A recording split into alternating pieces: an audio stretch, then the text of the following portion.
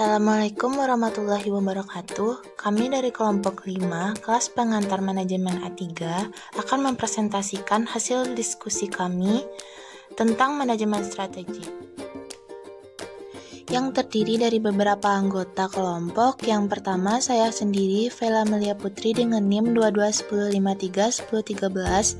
Yang kedua, Fatir Rahman 2210531029. Yang ketiga, Nicola Maro 2210532024.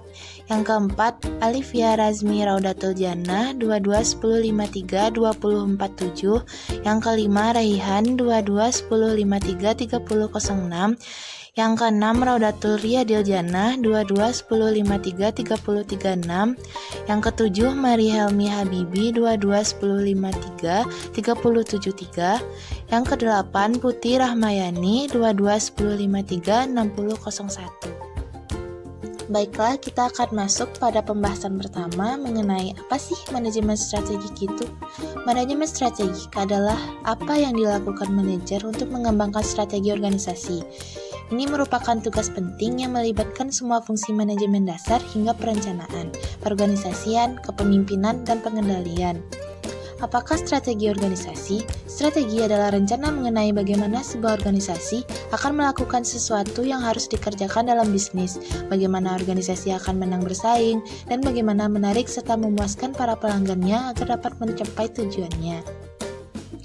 Salah satu istilah yang sering digunakan dalam manajemen strategik adalah model bisnis, yaitu bagaimana perusahaan akan menghasilkan uang.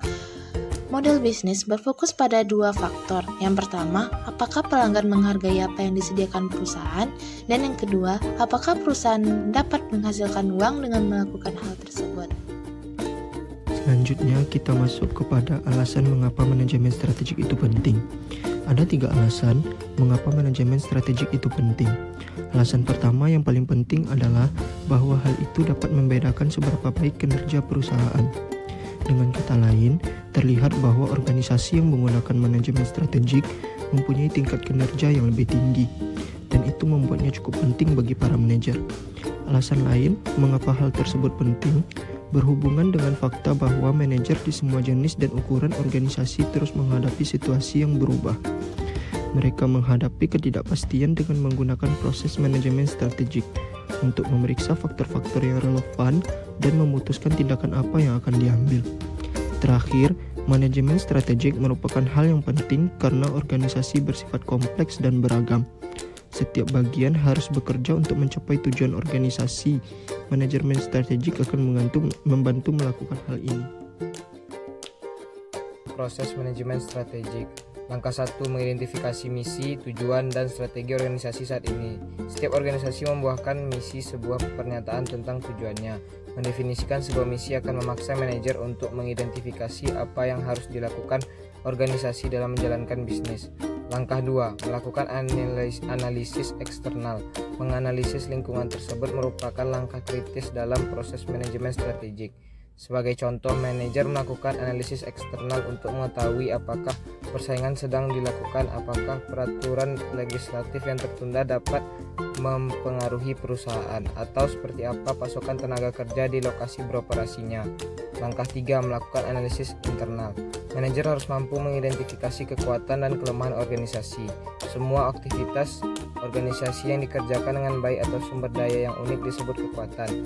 Sementara itu, kelemahan adalah aktivitas organisasi yang tidak dilakukan dengan baik atau sumber daya yang diperlukan tetapi belum dimiliki.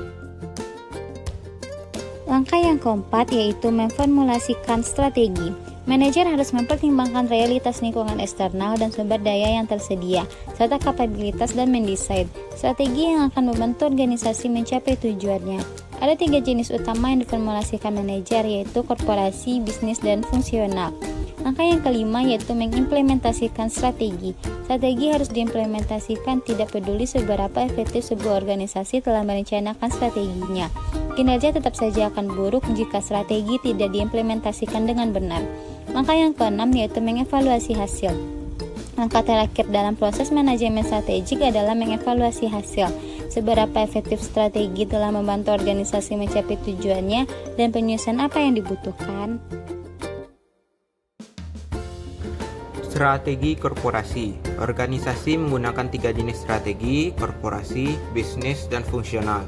Manajer tingkat atas biasanya bertanggung jawab atas strategi korporasi, manajer tingkat menengah atas strategi kompetitif, dan manajer tingkat bawah atas strategi fungsional. Dalam bagian ini, kita akan membahas strategi korporasi. Strategi korporasi adalah yang menspesifikasi apa yang akan dimasuki atau yang ingin dimasuki dan apa yang ingin dikerjakan oleh perusahaan dengan bisnis tersebut.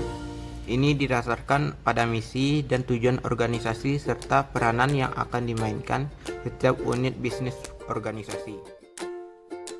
Jenis strategi korporasi. 1. Strategi pertumbuhan.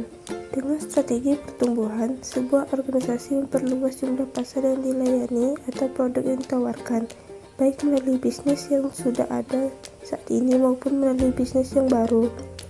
Karena strategi pertumbuhannya, sebuah organisasi dapat meningkatkan pendapatannya, jumlah karyawan, atau pangsa pasar. Organisasi tumbuh dengan menggunakan konsentrasi, integrasi vertikal, integrasi horizontal, atau diversifikasi. Yang kedua, strategi stabilitas adalah strategi korporasi di mana organisasi tetap melakukan apa yang sedang dilakukan saat ini.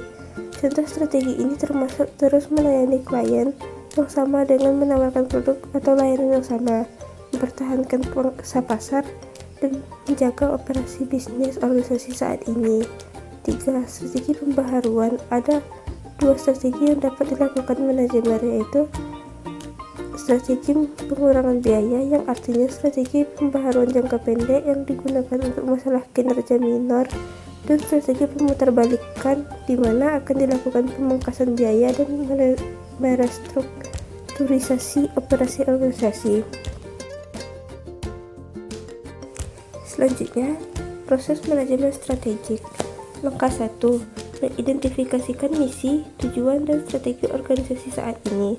Setiap organisasi membuahkan misi, sebuah pernyataan tentang tujuannya. Mendefinisikan sebuah misi akan memaksa manajer untuk mengidentifikasikan apa yang harus dilakukan organisasi dalam menjalankan bisnis. Langkah kedua, melakukan analisis eksternal. Menganalisis lingkungan tersebut merupakan langkah kritis dalam proses manajemen strategik. Sebagai contoh, manajer melakukan analisis eksternal untuk mengetahui apakah persaingan sedang dilakukan, apakah peraturan legislatif yang tertunda dapat mempengaruhi perusahaan, atau seperti apa pasokan tenaga kerja di lokasi beroperasinya. Langkah ketiga, melakukan analisis internal. Manajer harus mampu mengidentifikasi kekuatan dan kelemahan organisasi. Semua aktivitas organisasi yang dikerjakan dengan baik atau sumber daya yang unik disebut kekuatan. Sementara itu, kelemahan adalah aktivitas organisasi yang tidak dilakukan dengan baik atau sumber daya yang diperlukan tapi belum dimiliki. Strategi kompetitif. Strategi kompetitif adalah strategi tentang bagaimana organisasi akan bersaing dalam bisnisnya. Bagi organisasi kecil yang hanya berkecimpung dalam satu lini bisnis, atau organisasi besar yang belum terdiversifikasi dalam berbagai produk atau pasar, strategi kompetitif menggambarkan bagaimana organisasi tersebut akan bersaing di pasar primer atau utamanya. Peran keunggulan kompetitif. Pengembangan strategi kompetitif yang efektif memerlukan pemahaman atas keunggulan kompetitif. Yang membedakan organisasi yaitu keunggulan uniknya. Keunggulan unik tersebut berasal dari kompetensi inti organisasi, karena organisasi melakukan sesuatu yang tidak dapat dilakukan organisasi lain atau melakukan lebih baik dari organisasi lain.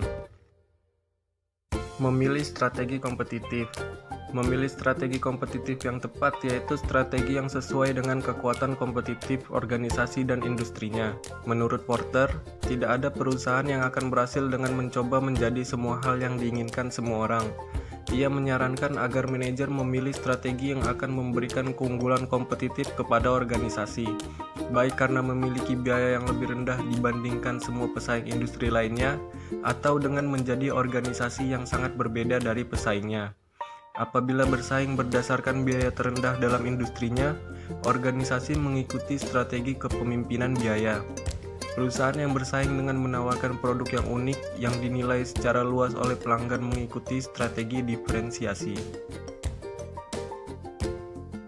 masalah manajemen strategik saat ini. Yang pertama itu ada kebutuhan akan fleksibilitas.